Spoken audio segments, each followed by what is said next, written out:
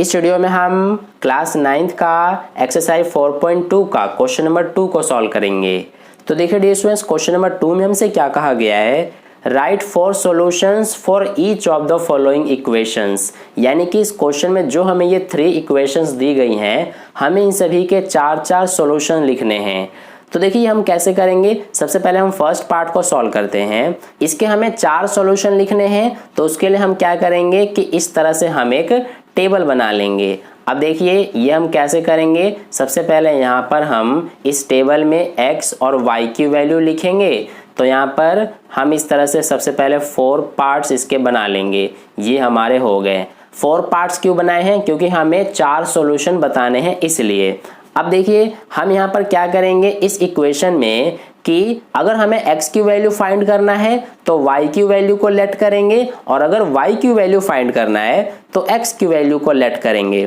तो देखिए सबसे पहले हम क्या करेंगे कि x की वैल्यू को लेट कर लेते हैं और ये हम 0 लेट कर लेते हैं।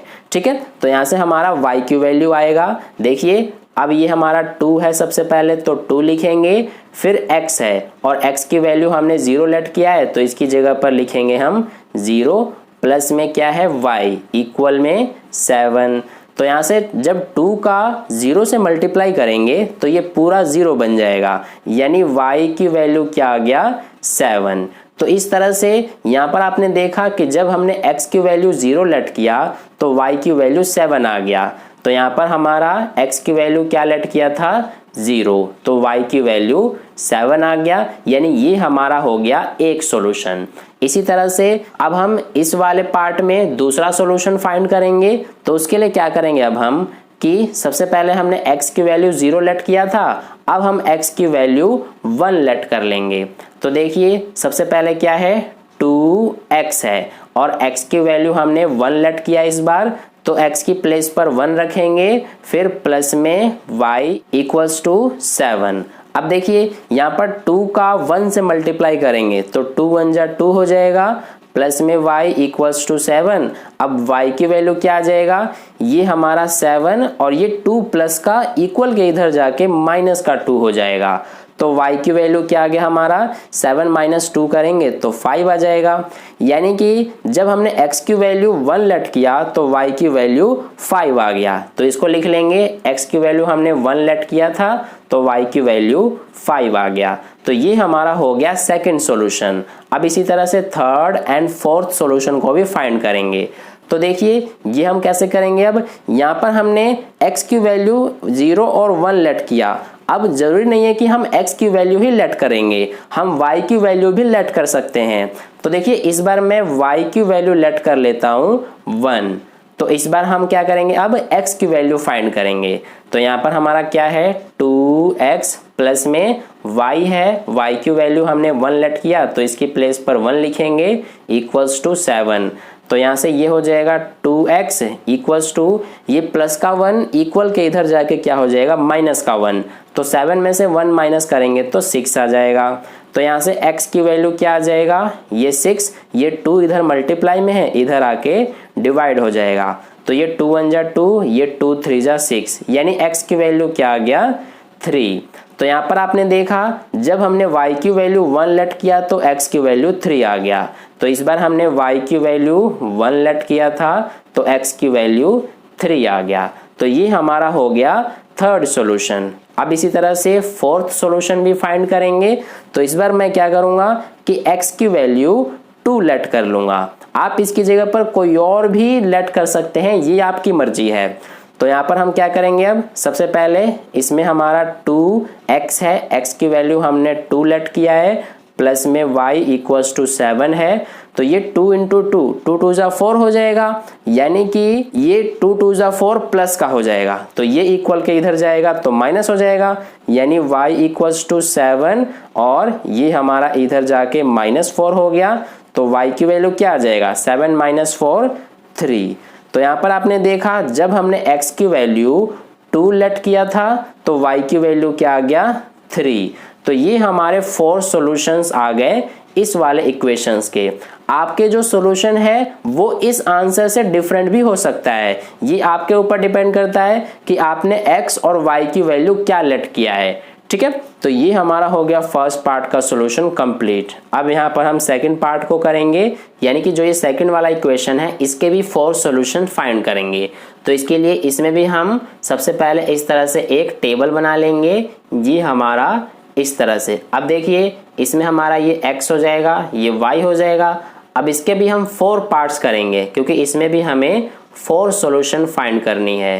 तो ये हमने कर दिया। अब देखिए इसमें भी हम क्या करेंगे कि x की वैल्यू या फिर y की वैल्यू लेट कर लेंगे। तो सबसे पहले इसमें हम x की वैल्यू लेट कर लेते हैं 0। तो देखिए इसमें हमारा y की वैल्यू क्या आएगा, सबसे पहले पाई है तो पाई हो गया, और x की वैल्यू हमने 0 लेट किया है तो x की प्लेस पर 0 रखेंगे, प्लस में y इक्वल्स टू 9। तो यहाँ से देखिए जब 0 का पाई से मल्टीप्लाई करेंगे तो ये पूरा हमारा 0 बन जाएगा। तो यहाँ पर सिर्फ y बचेगा इक्वल्स टू 9, यानी y की वैल्यू 9 आ गया जब हमने x की वैल्यू 0 लेट किया। तो यहाँ पर हमने x की वैल्यू 0 लेट किया था तो y की वैल्यू 9 आ गया, यानी ये हो गया हमारा फर्स्ट सॉल्यूशन। अब सेकंड सॉल्यूशन फाइंड करेंगे, तो उसके लिए मैं क्या करूँगा इस बार कि x की वैल्यू को 1 लेट कर लूँगा। तो देखिए ये हमारा यहाँ पर सबसे पहले पाई, फिर क्या है x, और x की वैल्यू हमने 1 लेट किया है, प्लस में y इक्वल्स टू 9।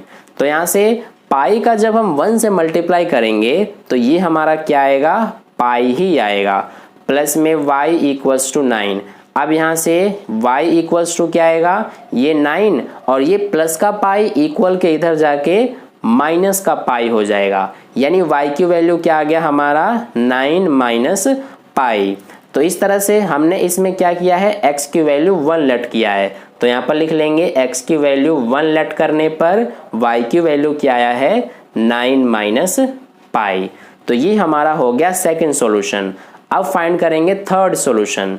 तो देखिए थर्ड सॉल्यूशन फाइंड करने के लिए इस बार हम क्या करेंगे कि इस बार हम x की वैल्यू 2 लेट कर लेंगे। तो देखिए ये हमारा हो जाएगा पाई, फिर क्या है x, और x की वैल्यू हमने 2 लेट किया है, प्लस में y इक्वल्स टू 9। अब यहाँ पर जब पाई का 2 से मल्टीप्लाई करेंगे तो ये हो जाएगा 2 पाई, प्लस में y इक्वल्स टू 9।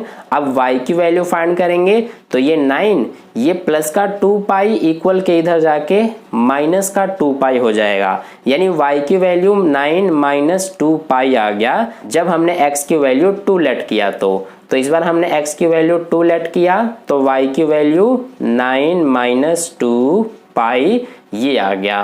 तो ये हो गया हमारा थर्ड सॉल्यूशन। अब लास्ट फोर्थ सॉल्यूशन फाइंड करेंगे, तो इसके लिए मैं इस बार क्या करूंगा कि y की वैल्यू लेट कर लूंगा 0। ठीक है, तो देखिए क्या आएगा हमारा x की वैल्यू, सबसे पहले पाई x, प्लस में क्या है y, और y की वैल्यू हमने 0 लेट किया है इक्वल्स टू 9। तो यहाँ से देखिए ये हमारा 0 है तो इसको लिखने की कोई ज़रूरत नहीं है, यानी कि x की वैल्यू क्या आ जाएगा, ये 9, और ये पाई x के साथ मल्टीप्लाई में है, इधर आके डिवाइड हो जाएगा, यानी x की वैल्यू 9 बाई पाई आ गया जब हमने y की वैल्यू 0 लेट किया। तो यहाँ पर हमने y की वैल्यू 0 लेट किया तो x की वैल्यू 9 बाई पाई आ गया। तो ये हमारे 4 सॉल्यूशन हो गए इस वाले इक्वेशन के। ठीक है, अब इसके बाद चलिए अब हम थर्ड इक्वेशन के भी 4 सॉल्यूशन फाइंड कर लेते हैं।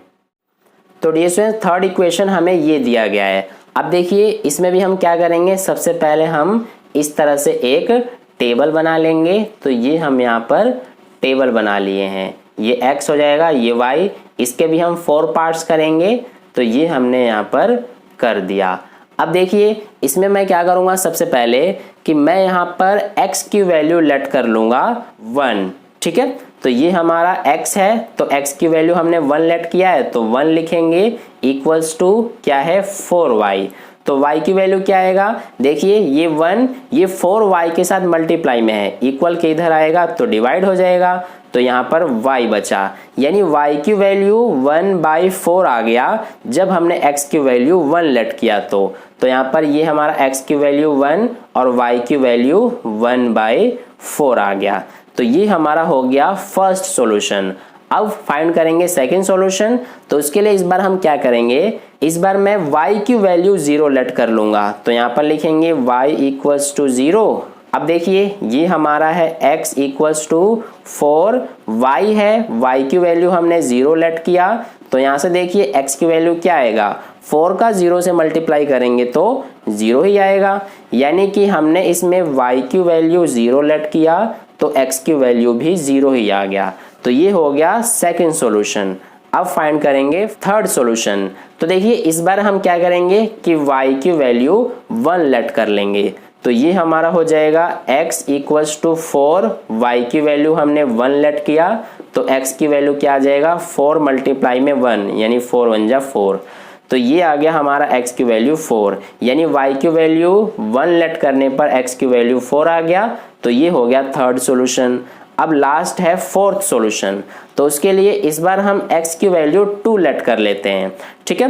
तो यहाँ पर देखिए सबसे पहले x है तो x की वैल्यू 2 लेट किया इक्वल्स टू 4y, तो यहाँ पर देखिए ये 2 ये 4 इधर आके डिवाइड हो जाएगा तो ये बचेगा y।